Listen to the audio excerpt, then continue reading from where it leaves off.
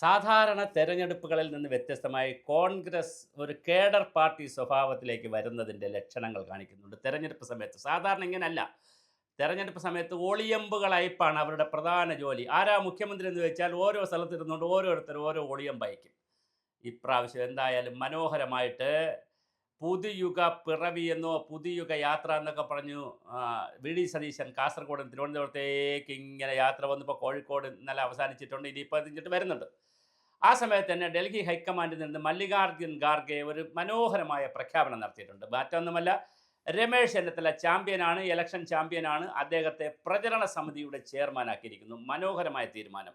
അതുപോലെ തന്നെ രണ്ടാമതാക്കിയിരിക്കുന്നത് ശശി തരൂരിനെ അതിൻ്റെ വൈസ് ചെയർമാൻ ആക്കിയിട്ടുണ്ട്. അതിനേക്കാൾ മനോഹരമായ തീരുമാനം. ഇനി കിടന്ന് ബഹളം കാണിക്കത്തില്ല. പിന്നെ അത് കഴിഞ്ഞിട്ട് നമ്മുടെ ഷാഫി പറമ്പലിനെ അതിൻ്റെ കൺവീനറും ആക്കിയിട്ടുണ്ട്. അപ്പോൾ വളരെ പ്രധാനപ്പെട്ട ഉത്തരവാദിത്വങ്ങൾ കൊടുത്തു കഴിഞ്ഞു. അതുപോലെ ബെന്നി ബെഹനാനെ ചെയർമാനാക്കിക്കൊണ്ട് ബെന്നി ബെഹനാനെ വെച്ചുകൊണ്ടുള്ള പ്രകടന പത്രിക തയ്യാറാക്കാനുള്ള കമ്മിറ്റിയെ വെച്ച് കഴിഞ്ഞു. ദീപ്തി മേരി വർഗീസിനെ പ്രചരണ സമിതിയിൽ എടുത്തിട്ടുണ്ട്. അതുപോലെ തന്നെ ലിജു തുടങ്ങിയിട്ടുള്ള ഒരുപാട് പ്രധാനപ്പെട്ട ആളുകളെ എല്ലാം വെച്ചുകൊണ്ടുള്ള സമിതി കോൺഗ്രസ് രൂപീകരിച്ചു കഴിഞ്ഞു.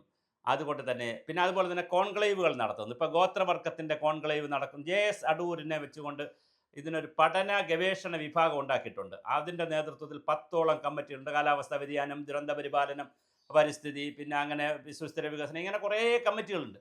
അതിലെല്ലാം എക്സ്പേർട്ടുകളെ വെച്ചിട്ടുണ്ട്. അപ്പോൾ എക്സ്പേർട്ടുകളുടെ ഡയലോഗുകൾ നടന്നുകൊണ്ടിരിക്കും. ഇതൊന്നും കോൺഗ്രസിൽ പണ്ട് കാലത്ത് ഉള്ളതല്ല. അവർ രമേശ് ചെന്നിത്തല ഒരു പ്രാവശ്യം ഒരു പഠന കോൺഗ്രസ് പോലൊരു പരിപാടി ചന്ദ്രശേഖരൻ നായർ സ്റ്റേഡിയത്തിൽ വെച്ചു. ഞാനും ഒരു പേപ്പർ പ്രസൻറ്റ് ചെയ്തിരുന്നു. ആ വാട്ടറിനെ കുറിച്ച്, എൻവയോൺമെൻറ്റിനെ കുറിച്ചൊക്കെ അത്രയൊക്കെ ഉണ്ടായിരുന്നുള്ളൂ. അതിനുപരിയായി രമേശ് ചെന്നിത്തല പക്ഷേ ഇതിനകത്തൊരു ചാമ്പ്യനാണ് കേട്ടോ. രമേശ് ചെന്നിത്തലയ്ക്ക് പ്രിയദർശിനി പബ്ലിക്കേഷൻ രമേശ് ചെന്നിത്തലയുടെ കോൺട്രിബ്യൂഷനാണ്. അതുപോലെ രാജീവ് ഗാന്ധി സ്റ്റഡി സെൻറ്റർ നെയ്യാർ ഡാമിൽ തുടങ്ങിയ രമേശ് ചെന്നിത്തലയുടെ കോൺട്രിബ്യൂഷനാണ്. അതുപോലെ തന്നെ രമേശ് ചെന്നിത്തല പഠന കോൺഗ്രസ് നടത്തി. രമേശ് ചെന്നിത്തലയ്ക്ക് അങ്ങനെ ഒരു ഒരു ഒരു കാലിബറുണ്ട്. പക്ഷേ അദ്ദേഹം KPC പ്രസിഡന്റ് ആയിരുന്നപ്പോഴാണ് അതൊക്കെ ചെയ്തത്. അത്തരത്തിലുള്ള പുസ്തകങ്ങൾ പ്രസിദ്ധീകരിക്കുക, പഠന പരിപാടികൾ നടത്തുക, കോൺക്ലേവുകൾ നടത്തുക, അതിൽ വലിയ ഇഷ്ടമാണ് പുള്ളിക്ക്. അത് ആവശ്യമാണ് കേരളത്തിൻ്റെ ഒരു ഇടതുപക്ഷ ലൈനിൽ നിന്ന് കണ്ട് പഠിച്ചതാണ്. പക്ഷേ എങ്കിലും അവരാണ് ആദ്യം ചെയ്തത്. എങ്കിലും അത് രമേശ് ചെന്നിത്തല നന്നായി കൊണ്ടുപോകും. അത് മാത്രമല്ല, ദളിത് കോൺക്ലേവ് നടത്തി. രമേശ് ചെന്നിത്തല ലഹരിക്കെതിരെയുള്ള പരിപാടികൾ നടത്തി. രമേശ് ചെന്നിത്തല നല്ല ക്യാമ്പയിനറാണ്. വലതുപക്ഷത്തിലുള്ള നല്ലൊരു ക്യാമ്പയിനറാണ്. അതേസമയം ഇലക്ഷൻ മാനേജറാണ് വി ഡി സതീശൻ. ഓരോരുത്തർക്കും ഓരോ കഴിവുകളാണല്ലോ.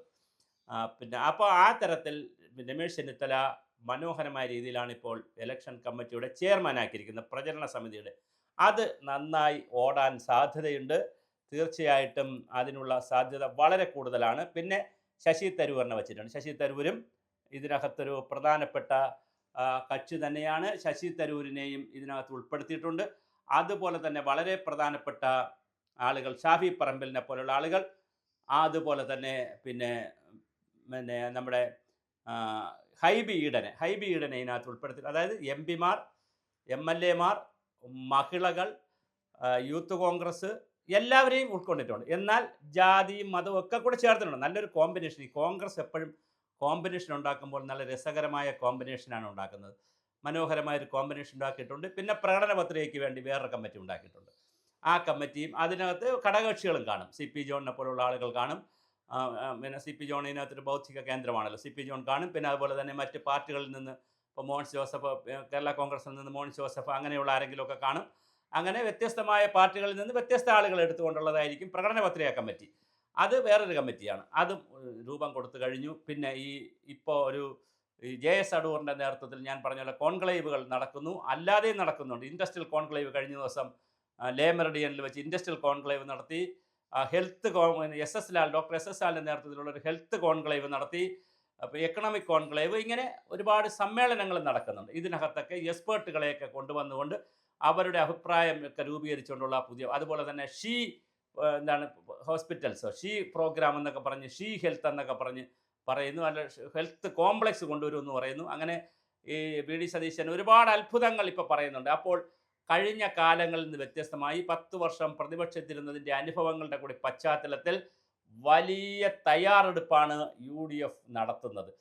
LDFിൻ്റെ മുന്നണിയിലുള്ള LDFിൻ്റെ അടുക്കളയിലുള്ളത് എന്താണെന്ന് അറിയണമെങ്കിൽ അവരുടെ പഠന കോൺഗ്രസ് ഫെബ്രുവരിയിൽ ഈ മാസം തന്നെ AKG സെൻറ്ററിൽ വെച്ച് നടക്കുന്നുണ്ട്. അത് നടന്നു കഴിയുമ്പോഴാണ് അവരുടെ ഐറ്റംസ് പുട്ടാണോ ദോശയാണോ ഇടിയപ്പമാണോ അവലപ്പമാണോ അല്ലെങ്കിൽ പിന്നെ നൂലപ്പമാണോ എന്താണ് അവരുടെ ഐറ്റംസ് സ്പെഷ്യൽ, പിന്നെ പോത്തുലത്തിയതാണോ കാള വറുത്തതാണോ അല്ലെങ്കിൽ ചിക്കൻ ബിരിയാണിയാണോ ചിക്കൻ പുലാവാണോ എന്താണ് സി പി എമ്മിൻ്റെ ഐറ്റം എന്ന് അറിയണമെങ്കിൽ പഠന കോൺഗ്രസ് നടത്തണം. അതിനകത്ത് ശാസ്ത്ര സാഹിത്യ പരിഷത്ത്, സി പി എം, പുരോഗമന കലാസാഹിത്യ സംഘം, വർഗ ബഹുജന സംഘടനകൾ, സർവീസ് സംഘടനകൾ, യൂത്ത് എല്ലാവരും കൂടിയുള്ള വലിയ ഒരു പരിപാടി നടക്കും. അതിനകത്ത് കുറേ എം പി പരമേശ്വരൻ, ഐസക്, ഇക്ബാൽ, ആർ വി ജി മേനോൻ തുടങ്ങിയ ബുദ്ധിരാക്ഷസന്മാരാണ്. എല്ലാവരും ബുദ്ധിയാണ്. അവരെല്ലാവരും കൂടി ഇരുന്ന് എഴുതി കുത്തിപ്പിടിച്ചിരുന്ന് എഴുതി. ഒന്നും നടക്കാനല്ല, കേരളത്തിലൊന്നും നടത്തിയിട്ടുമില്ല.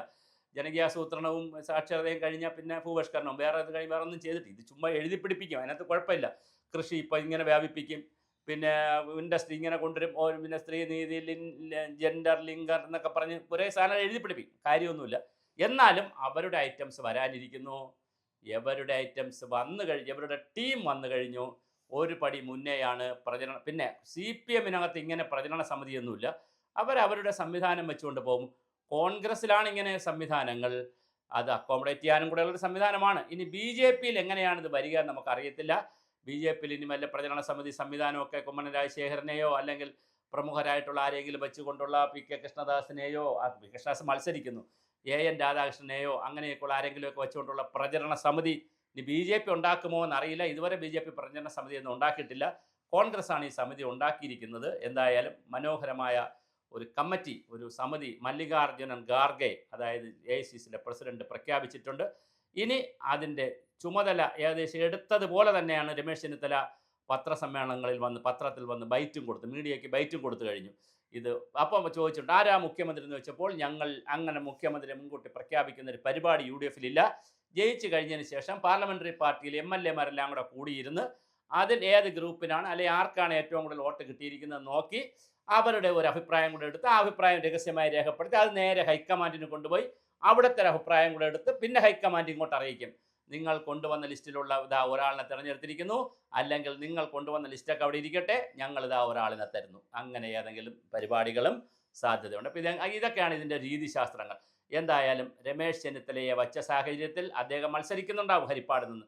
അദ്ദേഹം ഉപമുഖ്യമന്ത്രിയാണോ അതോ ആഭ്യന്തര വകുപ്പ് മന്ത്രിയാണോ എന്താണ്, അത് വേറെ വീഡിയോ നമുക്ക് ചെയ്യാം. ഈ രമേശ് ചെന്നിത്തല വേഴ്സസ് വി ഡി സതീശൻ എന്നുള്ള ഒരു സാധനമുണ്ട്. അത് നമുക്ക് പിന്നെ വേറൊരു സാധനമായിട്ട് ചെയ്യേണ്ടതാണ്, സെപ്പറേറ്റ് ചെയ്യേണ്ടതാണ്. അപ്പോൾ എന്താണ് ഇവിടെ സംഭവിക്കുക എന്നറിയില്ല. ഇപ്പോഴെന്തായാലും രമേശ് ചെന്നിത്തലയെ വെച്ചുകൊണ്ടുള്ള മനോഹരമായിട്ടുള്ള ഒരു സമിതി എന്തായാലും കേന്ദ്രത്തിൽ നിന്ന് കൊണ്ടുവന്നിട്ടുണ്ട്. ആ സമിതി ഇനിയിപ്പോൾ നാളെ മുതൽ പ്രവർത്തനം ആരംഭിക്കും.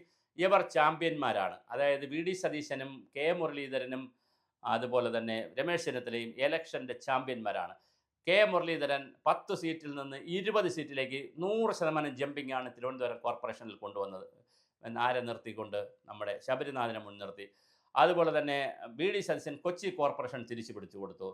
അതുപോലെ ആ ചരിത്രത്തിലാദ്യമായി കോഴിക്കോട് കോർപ്പറേഷൻ രമേശ് ചെന്നിത്തല തിരിച്ചു പിടിച്ചെന്ന് പറയാൻ പറ്റത്തില്ല, പിടിച്ചു കൊടുത്തു. കാരണം അവിടെ കൂടുതലും LDF ആണ് ഭരിച്ചത്, പിടിച്ചു കൊടുത്തു. അപ്പോൾ ഇവർ 3 ചാമ്പ്യന്മാരാണ്. അതിലൊരാൾ നയിക്കുന്നു, ഒരാൾ പ്രചരണ സമിതി ചെയർമാനായി വരുന്നു. അങ്ങനെ UDF വസന്തകാലത്തിലേക്കാണ് കാര്യങ്ങൾ പോയിക്കൊണ്ടിരിക്കുന്നത്.